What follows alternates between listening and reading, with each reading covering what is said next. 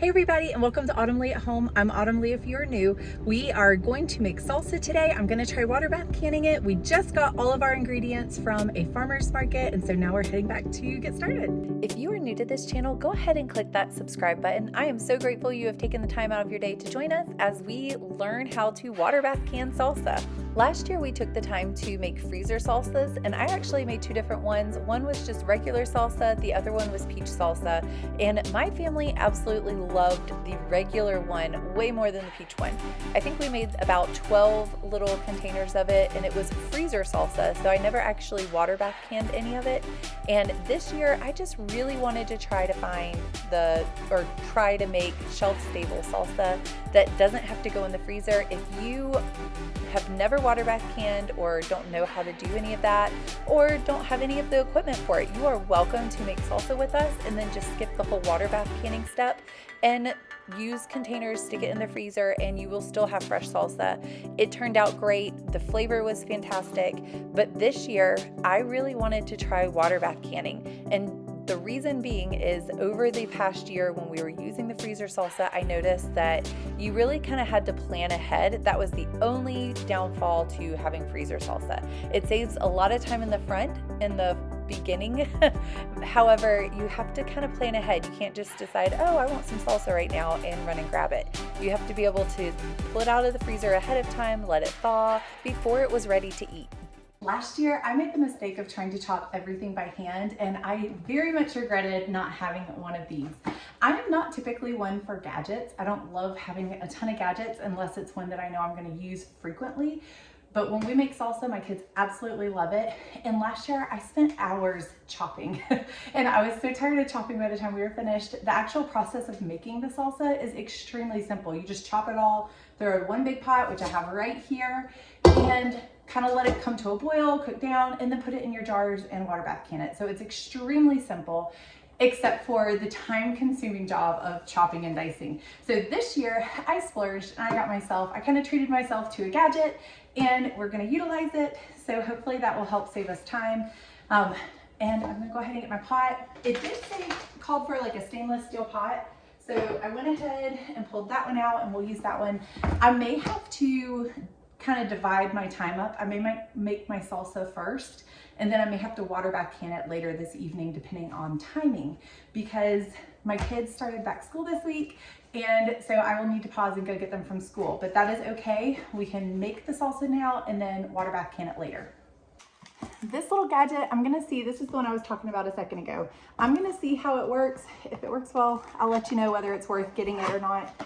I'm a little skeptical because, again, I know dicing, you get it how you want it, but it also could make life so much easier.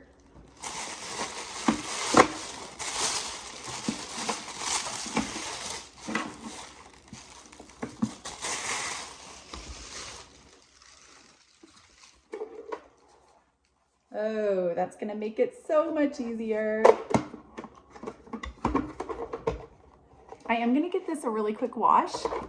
That way we know that anything that was from the factory, like the dust or any plastic pieces or anything like that, we can go ahead and clean off. I am notorious for being really messy in the kitchen, so I went ahead and got my apron in hopes that this will help me from dirtying up and ruining an entire another shirt. First, the recipe calls for 7 cups of tomatoes diced or chopped. And I have these 3, which are more of slicing tomatoes, and then I have some plum tomatoes that are Roma tomatoes.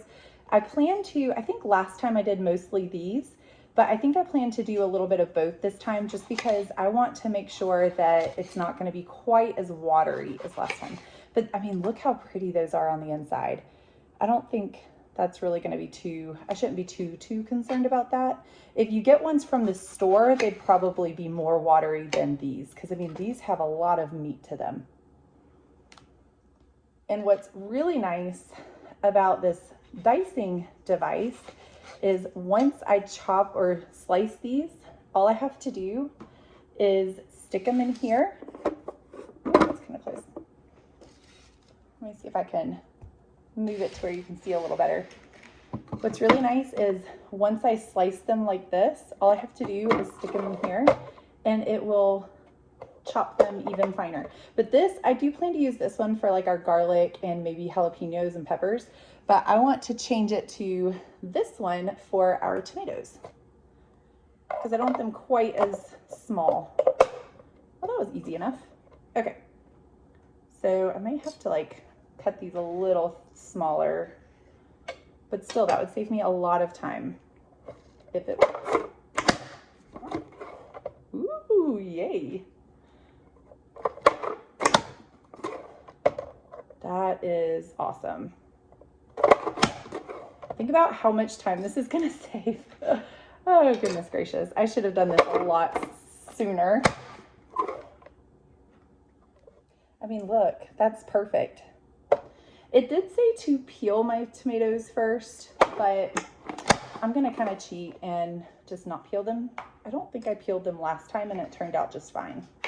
I'm hoping I don't regret that later, but I will let y'all know. The recipe does say for peeled and cored tomatoes. I'm doing this voiceover after I have finished making the salsa and tried it, and I cannot tell that there are peels in it at all. So that was definitely a time saver. I didn't bother trying to peel them or get the peels off, and it turned out just fine.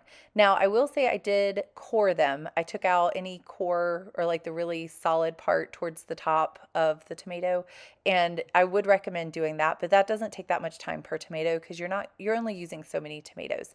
I used a mixture of slicing tomatoes and Roma tomatoes, or like a plum tomato, and that worked out just fine. You can use ingredients from a grocery store. It does not have to be farm fresh. The big difference I will say is the grocery store vegetables don't have as strong of flavors.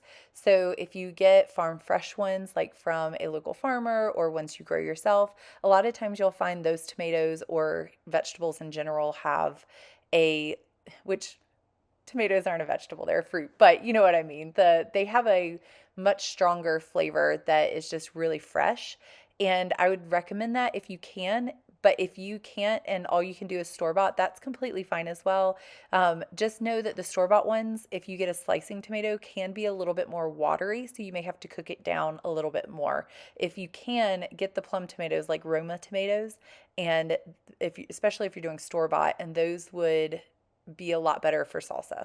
They just make for a bit of a thicker salsa rather than a watery salsa, but both, it's all preference as well. It's not like one way's perfect versus the other. You kind of learn as you go which things you like more than others and what works for you. But for this recipe, it calls for 7 cups of chopped, cored, and peeled tomatoes. And again, I kind of skipped the peeled part.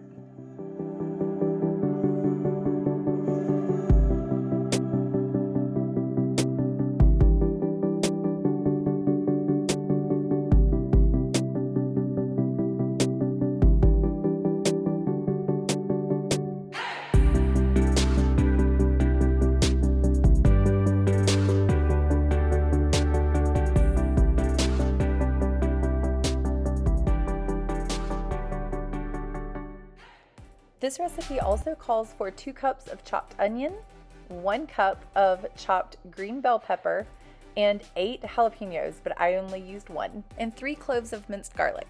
I'm at a really good stopping place, so I'm gonna go ahead and stop here. It is time to pick my kids up, but I have everything chopped. I haven't added any of the other ingredients like cumin or vinegar or tomato paste. I think there's one other, and cilantro, of course. So now that I have everything chopped, I'm just gonna stick this in the refrigerator and let it sit until this evening where we can pick back up where we left off. And in the meantime, I'm gonna try to clean up my kitchen a little bit. It is the same day and later that evening, and all of my kids are in bed, so I have the kitchen is kind of quiet, and it's time to get back to work. First off, I went ahead and got all of my glasses cleaned and washed and gave them a good scrub. You no longer have to sterilize your glasses. If you want to, you are more than welcome to, and that just means bringing your glasses in water to a rolling boil and letting them do that for about 10 minutes. But per the regulations now, you don't actually have to do that anymore as long as your processing time is at least 10 minutes. And this one is going to be for 20 minutes. So instead, because my glasses sit or my jars sit on the shelf for an extended period of time, after we use a jar, I wash it and then put it on the shelf. And so sometimes they collect dust. I like to give them a good little scrub, let them dry. And then I want to get these on the stove first, just because it takes a long time for such a large pot to get warm. And my goal is to not sterilize the jars, not cook them yet, but to make the jars nice and warm and about the same temperature as the salsa is going to be. While those are coming up to a simmer, it is time to get back to adding the last of our ingredients to our salsa. To the same pot, you are going to add 3/4 cup of white vinegar, half a teaspoon of ground cumin, 1 can, which is 5.5 ounces of tomato paste, which this is the one that I left out last time and it just was a little bit runnier than I like. This time it turned out fantastic. And your last ingredient is going to be half a cup of loosely packed, finely chopped cilantro.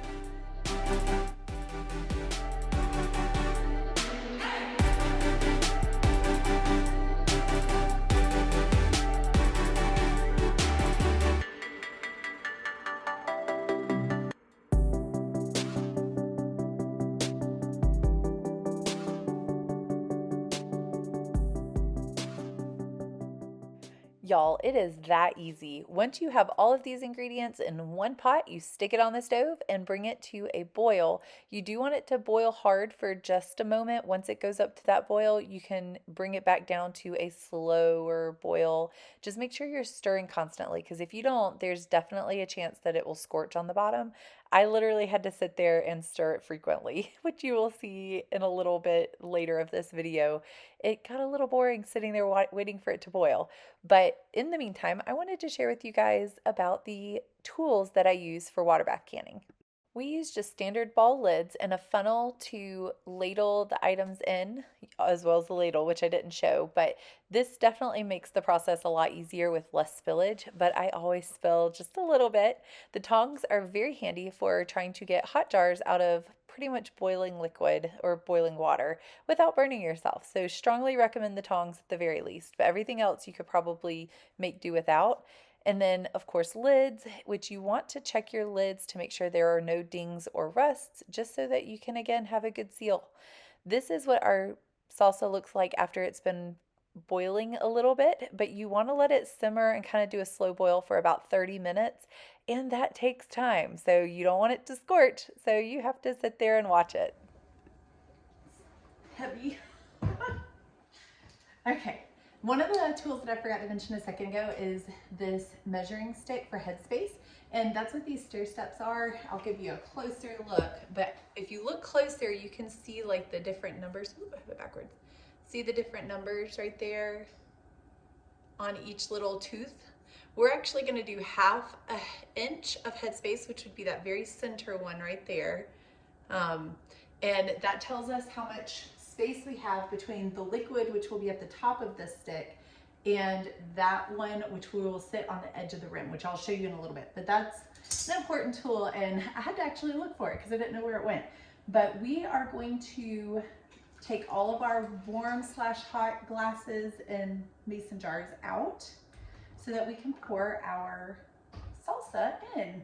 And our salsa is finally finished. I'm just letting it sit on the stove while we do this. That way everything can stay kind of warm together.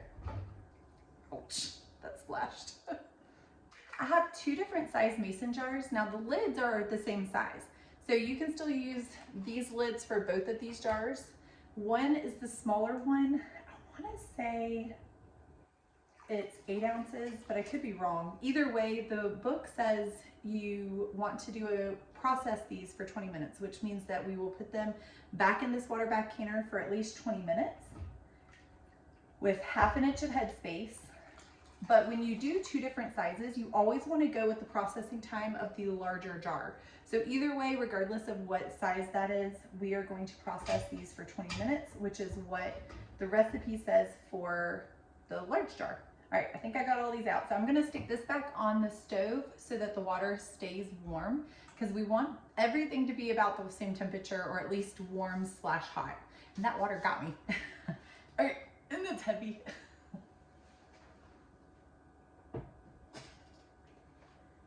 Okay, and now it is time for the salsa. If you want it thicker, you can always let it go a little bit longer on the stove.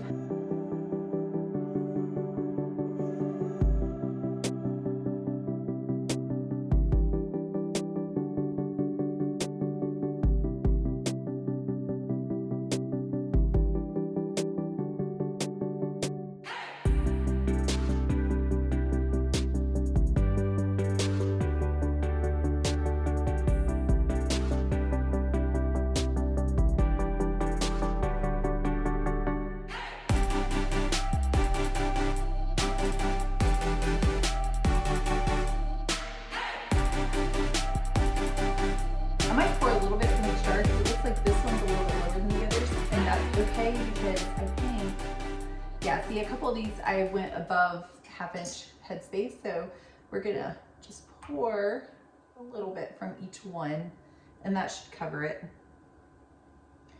Just be careful, because the jars and the salsa is really hot, so don't burn yourself. Whew, it is hot. So I'm gonna go ahead and burp these before I actually measure the headspace. So burping just means that you are taking some sort of device and just giving, like, these are a little swirl. If you have vegetables, like we did pickled okra not too long ago, and those you kind of just tilt it from side to side to make sure all the air bubbles are out. But with salsa, you can just stir it a little bit. Same thing with like applesauce or anything like that. I think coming up soon, I'm hoping to do some applesauce, because my daughter has been begging for it, and it is apple season, so that's very exciting. But we will go ahead, now that I've bubbled everything, or debubbled everything, excuse me, which means also known as burping the jars. I'm gonna check the headspace of each of them. That way if I need to reevaluate them, then I can. You want to try to check headspace after you've burped the jars, because a lot of times, sometimes when you burp the jars and get all the air bubbles out, that actually will change the headspace amount. And ours are all looking really good right now, so that's perfect.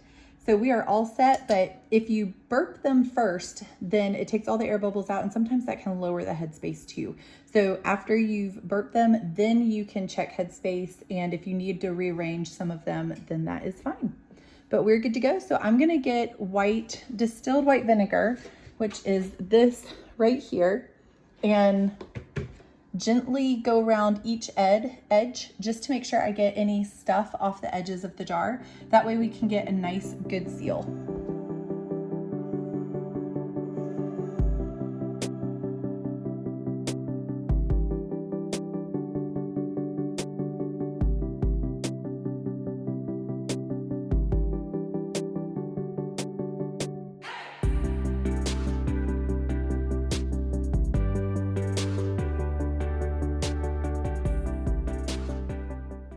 Once all of the rims of your jars are cleaned off with the white vinegar and you feel that it's going to make a good seal, it is time to put your lids on. And the lids have a little rubber piece that goes all the way around on the inside.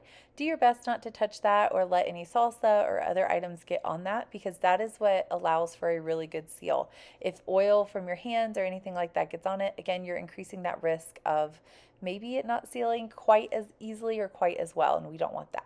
Once you have your lids on, it is time to put your rings on, and be careful because the jars are very hot. When you put the rings on, you want to put them on finger tight, which means that you spin them until you meet resistance, and then just a smidge more. Now it is finally time to put our jars in the water bath canner. And the water bath canner is ultimately just a huge pot with a rack on the inside so that the jars are not sitting directly on the bottom of the pot. But really, you could use whatever pot that you happen to have. Just put a dish rag on the bottom, or if you happen to have some sort of barrier that you can buy off Amazon, that works too. But you just want some sort of pot with a barrier underneath the jars, between the jars and the pot.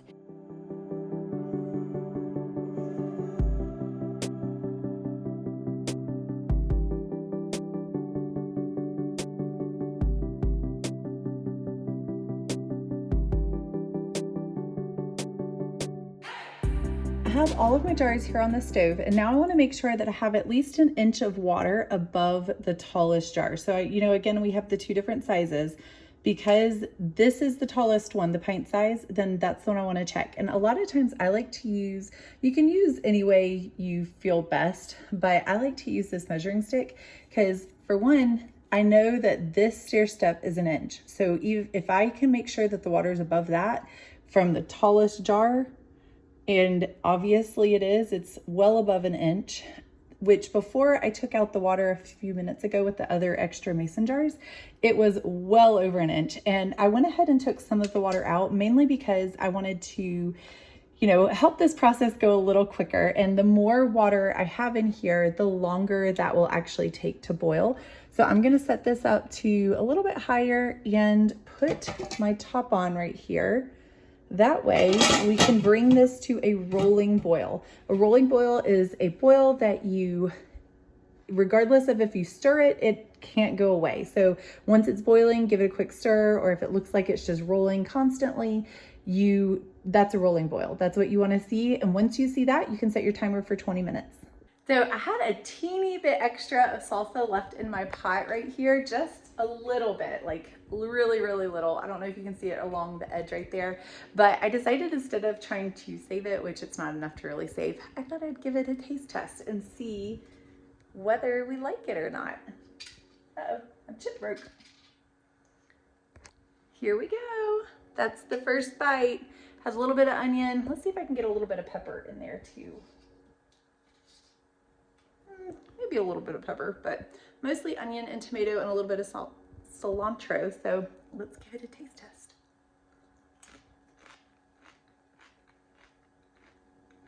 Wow. I would say homemade salsa way better than store-bought salsa. It's a lot more fresh of a taste. You can tell all the flavors have a little bit more pop to them because they're fresh ingredients, especially from a local farmer. Or if you grow it yourself, those just have a next level taste to them. So making your own salsa, definitely for a win. Now, if you want to make it easier on yourself and say you've never canned before or you don't have the equipment for it, by all means, stop at the making the salsa part. You don't have to do any of the prep here. I actually use, and I can show you, hold on. I actually use these containers right here with the lid, and we put these in the freezer last year when I did salsa, and they worked beautifully. The only downside I would say to this is you kind of have to plan ahead. You can't just say, oh, I'm in the mood for salsa and run to the fridge and eat it because it's frozen. So when you store it or save it this way, you kind of have to plan ahead in the fact that like, oh, my family's having tacos for dinner this night, or we want to eat this as a snack later on. You have to go ahead and pull it out of your freezer so that it can be thawing and ready to go when you're ready for it. That was the only downside to this. Other than that, if you're afraid of water bath canning or canning in general, or you don't have the equipment or the time or whatever it may be, go ahead and make yourself a fresh batch of salsa and put it in these containers, other plastic containers. It doesn't have to be these, and you can store it in your freezer and it is just as good. You don't have to do the shelf stable method. I did that last year, so I just wanted to try something new this year and try this method. As well as last year, I didn't have tomato paste when I was making it, so it was a lot more runny. This year, it turned out beautiful. So I'm excited to share this with my kids because they will be very excited about this.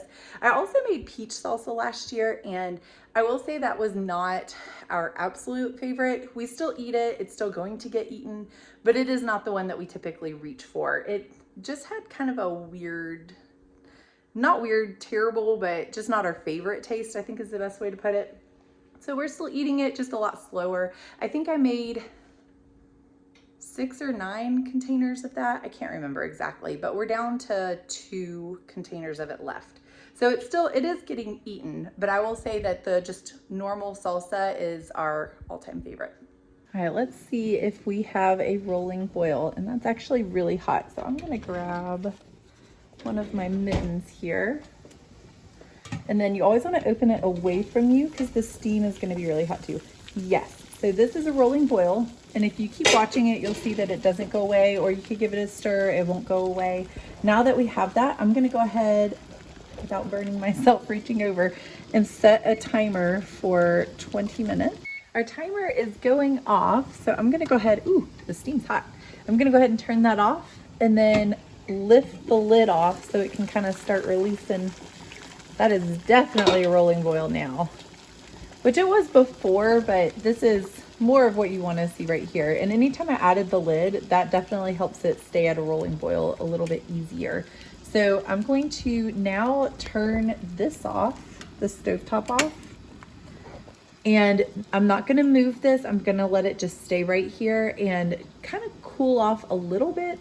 Once it's sat here, the recipe calls for it to sit here at least 5 minutes. Now, normally I like to let it sit here a little bit longer. So we're gonna try to let it sit here for at least 5 minutes, if I can a little bit longer. But as you can see, it is getting super late and I'm tired.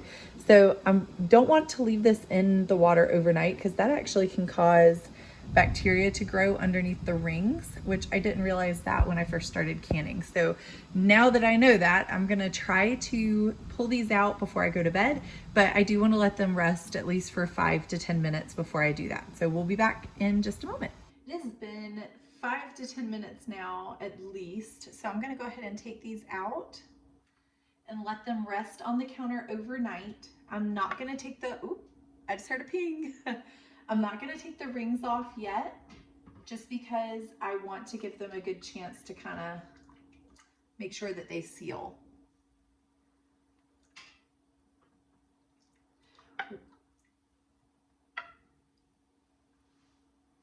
Do you hear that? That's what we want to hear.